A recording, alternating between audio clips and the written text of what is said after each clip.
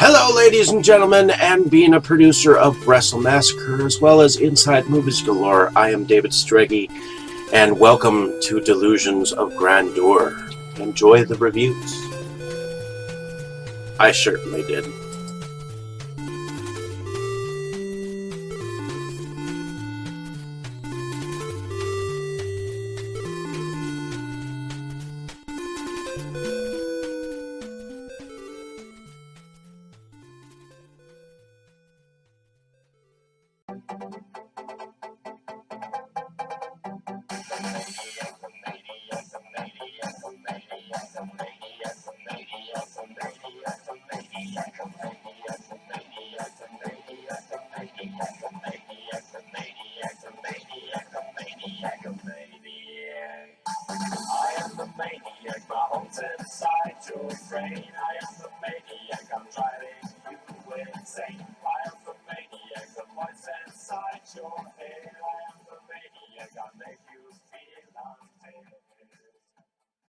Okay, Dave, that's it. Screw you and your college flunkies.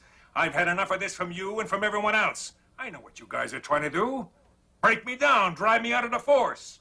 Well, it's going to take a hell of a lot more than a lame prank like this to get Curtis Mooney to throw in his badge, so fuck you. Over. Did you miss me?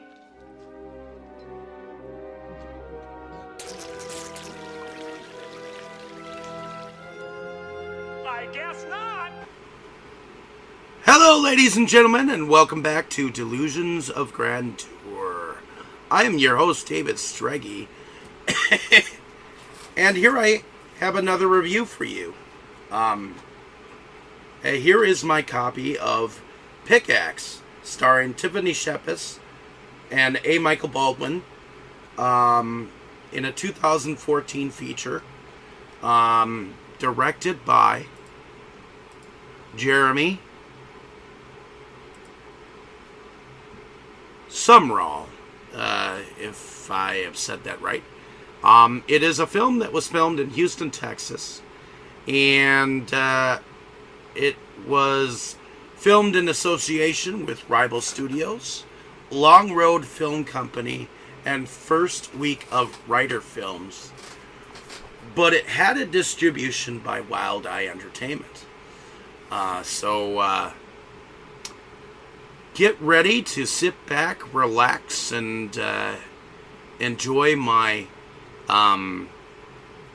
synopsis and thoughts on this film. So I thought it was a decent slasher film. It is definitely in the wake of like Friday the 13th, a kind of tropes coming up here. So, yeah, I'm so excited to bring this film to you. One of the things I wanted to say is that that this is one of the films that Wild Eye Releasing actually sent me, and it's the first one that I decided to watch from my batch of films that they sent with me. So, yeah, I'm just gonna read the back of this cover here. 1882. The survivors of a series of brutal killings in a small town thought mass murderer Alex Black was dead and buried after the townsfolk put an end to him. But teenagers experimenting with the occult awakened the monster from his grave. And he begins another rampage of terror with his favorite tool, a pickaxe. Only those who have faced him before have any chance of stopping this undead monster once and for all. Stars horror icons Tiffany Shepis, who played in Victor Crowley and Tales of Halloween, and A. Michael Baldwin, who starred in Phantasm and Phantasm Ravager. So, that being said, coming up here in a moment is the beautiful Pickaxe cover art here. I mean, it looks like he's got a bag over his head and he's got a pickaxe over his shoulder. And he looks pretty gruesome, except thing is, in the movie, he's only got one eye and you can't really see his mouth. So the cover art is kind of depicting him as more of like a caveman looking Scully-like creature when he's not this bearded mountain man kind of person, you know. So, but that being said, the film starts out with a couple that is walking through the woods. The young man's name is Paul. I'm not sure what the name of the other girl is, but they're walking through the woods looking for this amulet that apparently they heard was out here in the woods, near Woodland Hills, I guess, which I guess is where we pick up a little bit. So I do like the fact that we get some flesh here with these two, because she decides that she wants to halt their search and have some promiscuous sex, and you get a good sex scene here where you see her riding on top of Paul here, and then suddenly, like a little bit later, he comes across the amulet while she's out taking a piss. She comes back, picks up the axe, and basically chops off his head and says something to the effect that you know, well, only one of us will get rich, because apparently there is a blood sacrifice to bring back this Alex dude.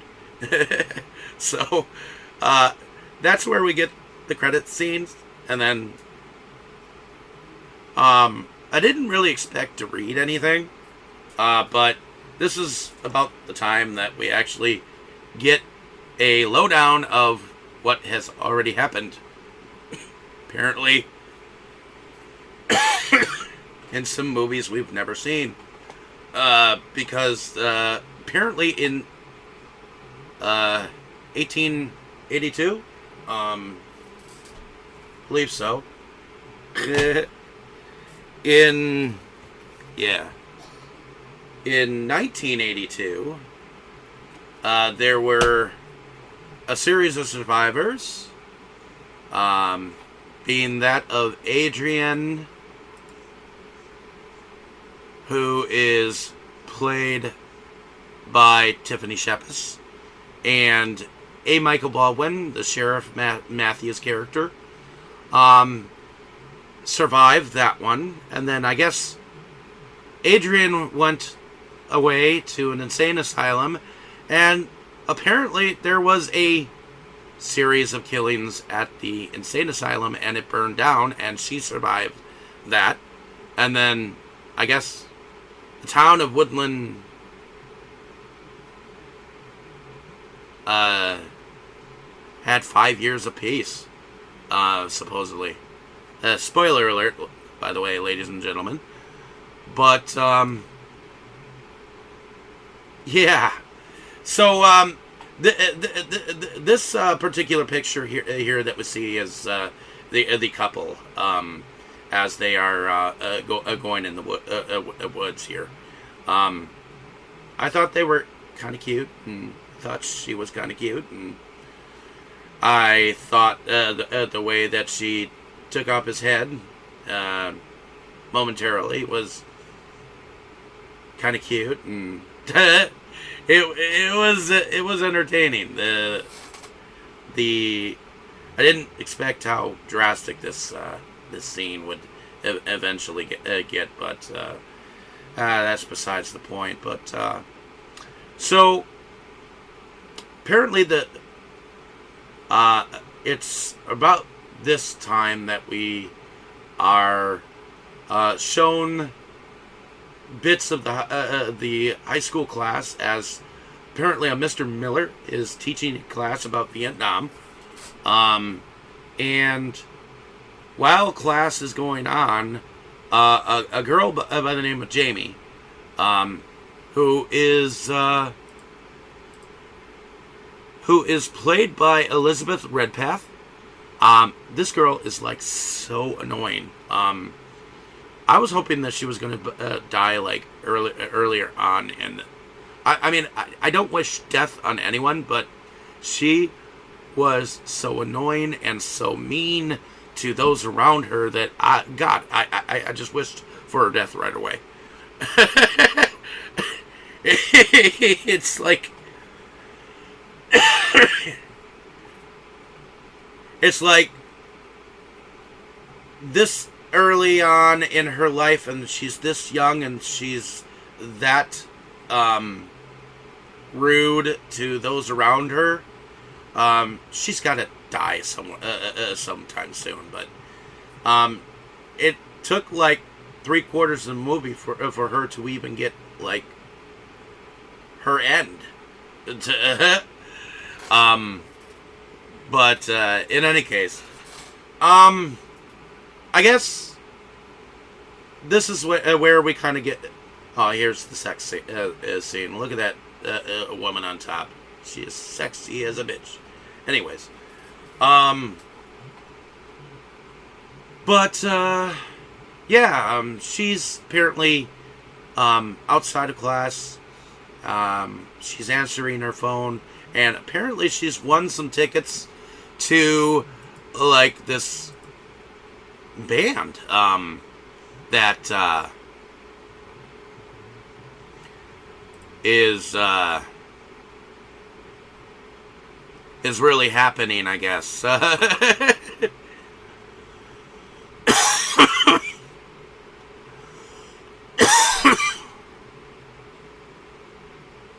The band is sacrificial. Oh God, the name is coming to me, but goddamn. Yeah, she won 4 tickets to this band that sounded really cool, and it seems like they were kind of a thing, and she seemed really excited about it, and she that's when she told her friend Heather and her other friends about it. And I guess Heather is the other young lady in the picture, where apparently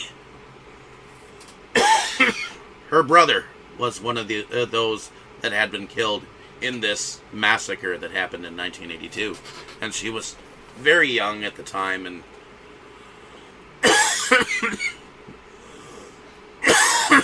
her family hasn't exactly been back to the area, but apparently her family owns a cabin in the area, and apparently it's in the same area that this band is going to be at. So they decide to go on a road trip to this cabin and party on. Where of course they end up stopping at a gas station, and right before that, I guess Jamie's the annoying one's brother, who's like this total geek, who seems to have the hots for Heather. He gets waylaid by 2 chicks who evidently are a pair of sluts who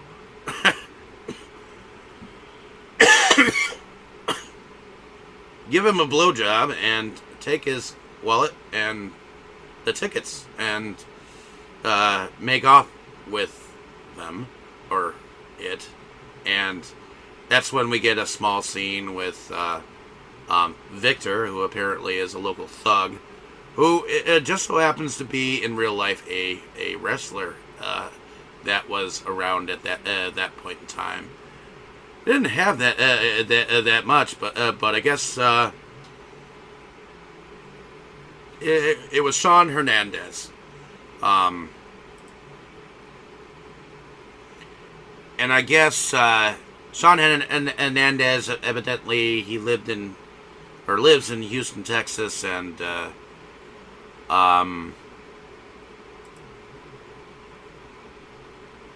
not sure what his stage name was, but he was a local a wrestler that just so happened to be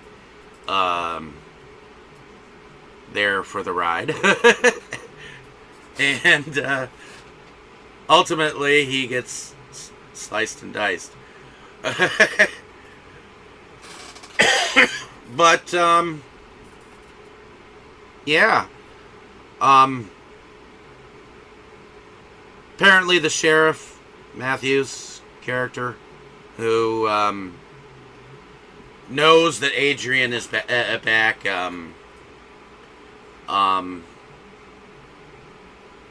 he suspects her of doing the killings, and he comes and tries to arrest her. But there is a moment where he goes and visits her before all this happens. And I just love the actress that plays Adrian, Tiffany Shepis. She plays a very convincing drunk. Especially for the sheriff here. And I don't know if you know Roseanne.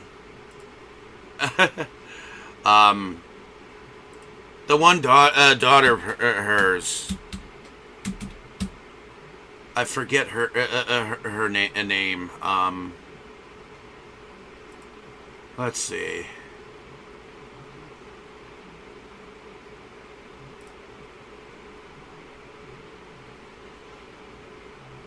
So,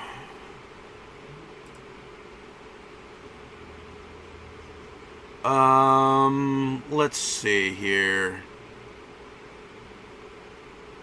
I would have to say Sarah Gilbert. Yeah, she reminds me of Sarah Gilbert, in a sense.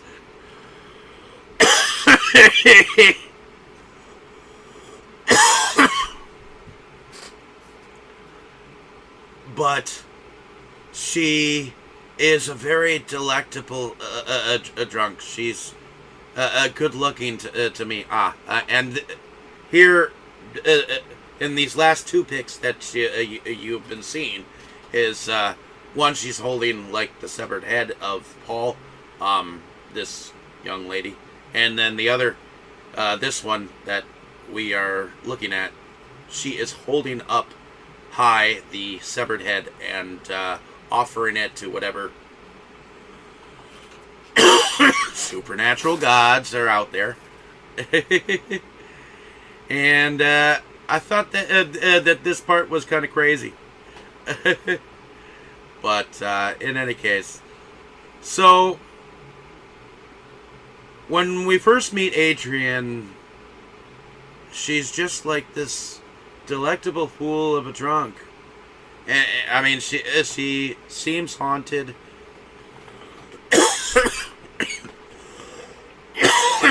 She seems like she's not really there, but after reading what I read, I mean, god damn, she had been through a lot. So, not only was she survived one massacre, but she'd also survived another one. So, there are definitely some similarities in here with Friday the 13th, tremendously. But yeah. The sheriff seems to have the hots for Adrian, though I can see that he does, and him looking at her while she's like in her state. Oh, here's Jamie. This is a moment in which she's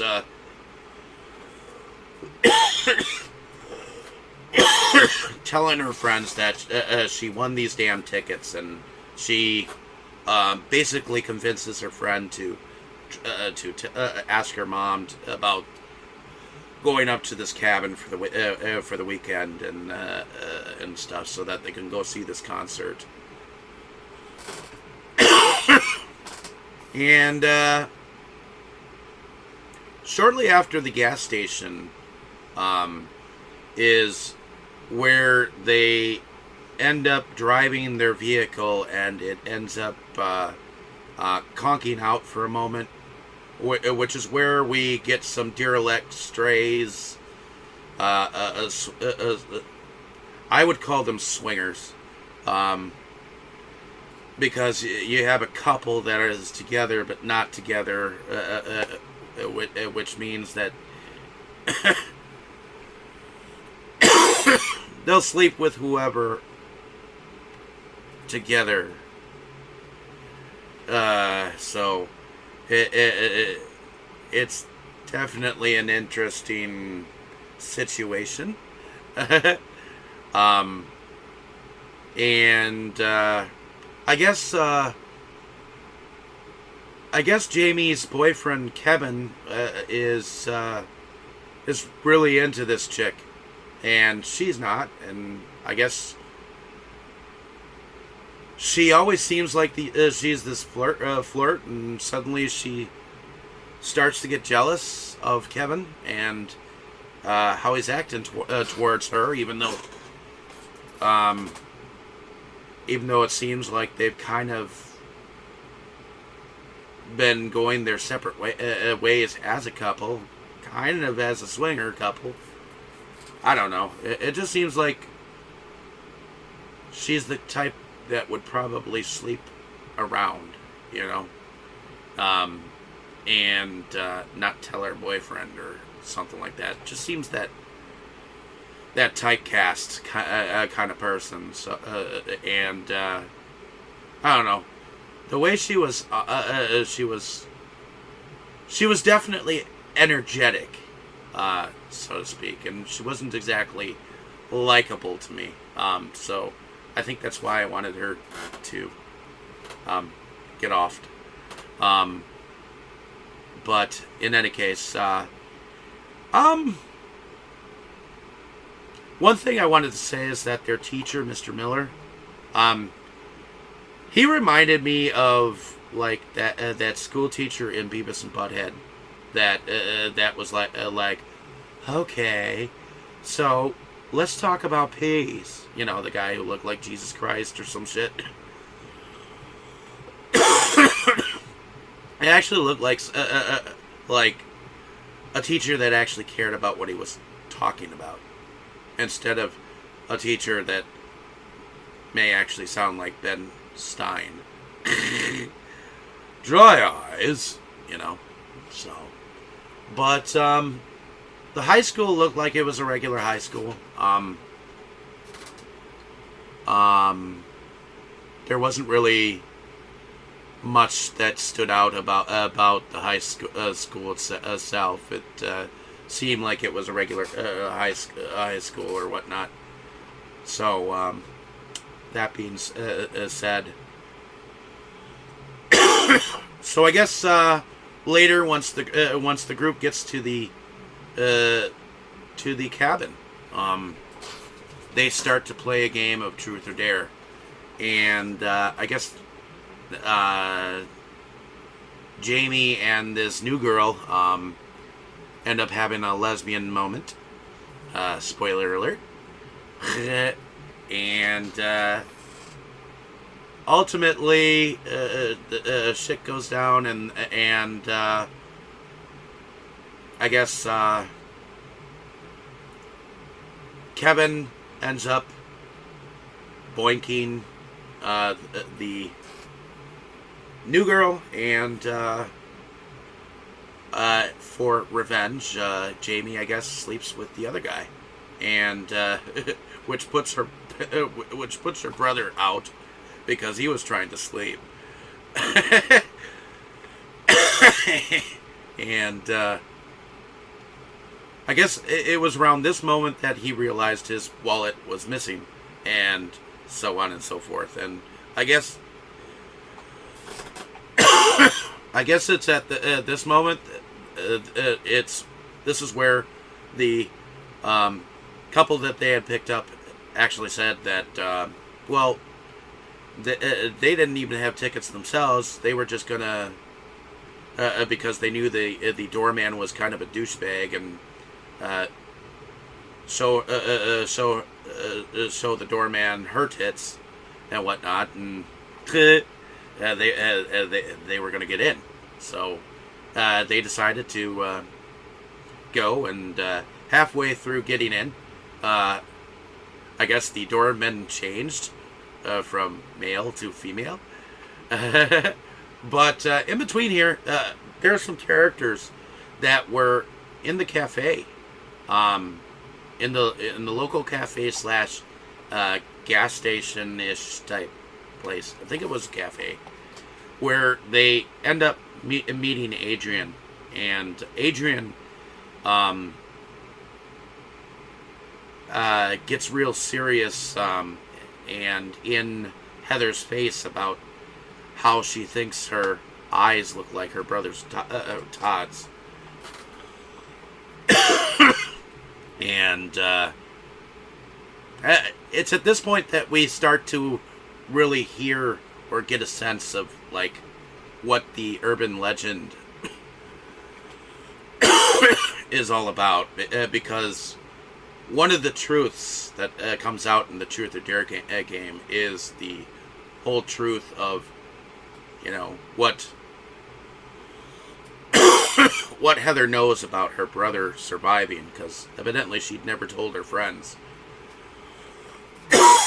exactly what was going on. So it was a pretty gruesome story to tell to begin with, and I thought it was interesting in the very beginning that you know, there were 2 massacres already before this. I mean, and this particular director, Jeremy Sumter, whatever his name is, and I do care about what the director's name is. Jeremy. Let's see. Go backwards. Jeremy Sumrall. I do think that he did get an original urban legend of this guy who evidently was an occult. Well, supposedly he was the son of Satan, or something of that nature. So something dealing with the occult, or something of that nature.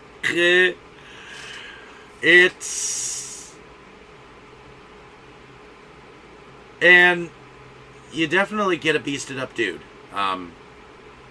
You get some very cool shots of big character in with a bag for a head, and you see one eye, and I love how you get some pretty good frontal pickaxe swings. You know what I'm saying? Some really arm-wide swings that people are doing here. I mean, and from the front angle, you know. That's one thing that I liked about this film. One thing that here's the blowjob scene. The picture before this was the group of friends that started out on the vacation journey. But okay, so Adrian, because the couple has been found by the sheriff, mutilated bodies. He doesn't know. He thinks that Adrian is dead, and that there's no way for him to come back. So and because Adrian is like the survivor, he thinks it might actually be her. But while he was arresting her, that's when dude showed up at the concert and started to kill everybody. And that was kind of a moment.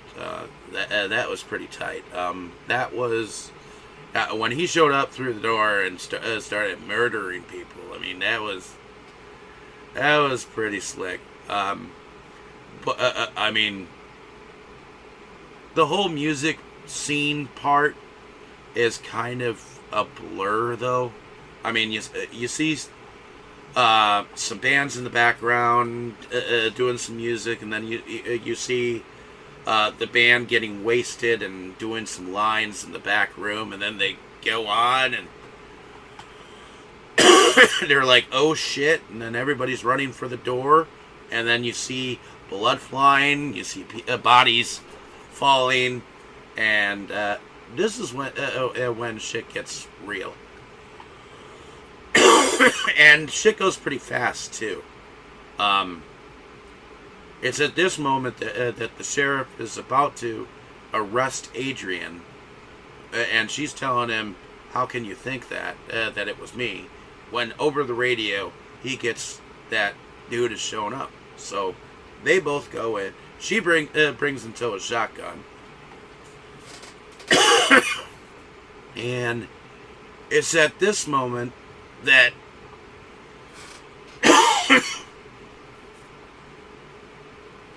somehow the group of Kevin, when he went out to step out and bone the one chick, he boned her, and then he got pickaxed, and so did she. Spoiler alert.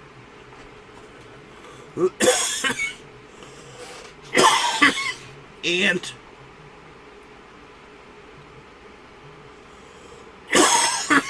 I would have to say that was like the first one. What I did like is how Nerdy Brother ended up when they were trying to leave the cabin. He ended up getting out of the car and sacrificing himself. And he was knocked against a fucking tree, and I was like, that was it? I guess he was that weak. You know, but he was knocked against the tree, and she evidently went back over to the somehow she ended up meeting up with Adrian and the cop came out. And Adrian stayed back behind to finish the some bitch, and she didn't. I don't think. But what Heather did is she went out, grabbed the cops, and it seemed like right as she was dying, the cops showed up, and I feel like there should have been like a lapse of time. I feel like there should have been a lapse of time. I mean, here, because I feel like when they showed up like at the nick of time. It's like she left and then suddenly they were there. I feel like there should have been some time lapse in between, but suddenly they were there, there to save the day, and suddenly the continuing shot, the possibility that there will be a sequel, the sequel shot where he comes up and grabs her from behind. And I have to say, I enjoyed the film. I mean, it had some different kills. I mean, it followed many of the different tropes, but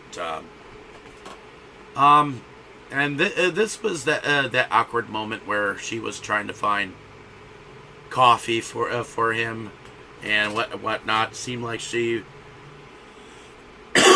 was just kind of having a good time, almost as a derelict drunk.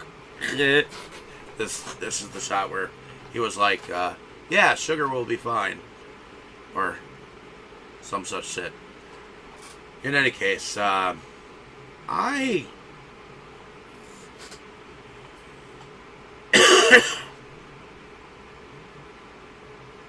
I thought that this was an okay slasher. I mean, it wasn't something that entirely scared me.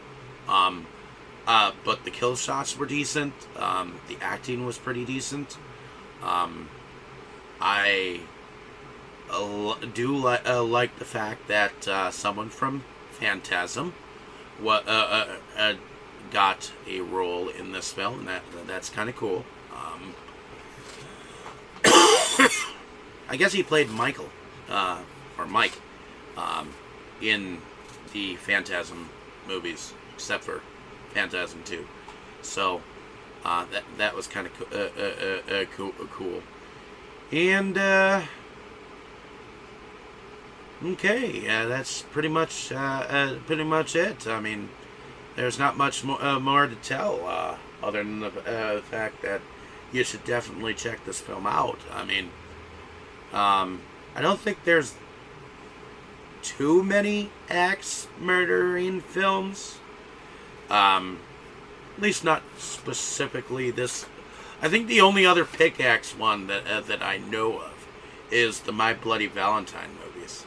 You know, so it's in the spirit of like something like My Bloody Valentine and like Friday the 13th, like, you know.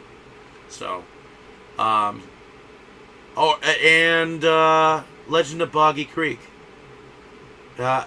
If Legend of Boggy Creek and My Bloody Valentine had a love child in the same house of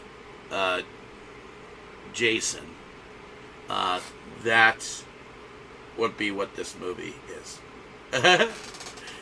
So, hopefully you found my babbling entertaining. I certainly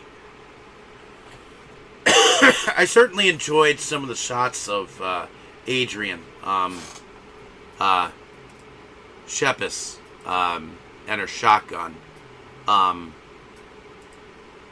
her blank bullets. I definitely enjoyed that. So I hope that you just see the film and let me know down in the comments what you thought of the film yourself. It was decent. I'm not picky when it comes to movies. So if it entertains me, I'm not gonna lie. It's not gonna entertain everyone, but you have to understand acting and understand the independent, you know, filmmaking. And I have definitely seen worse. So definitely check this film out and get back to me what your thoughts were on this film. So thank you and have a great day. Enjoy.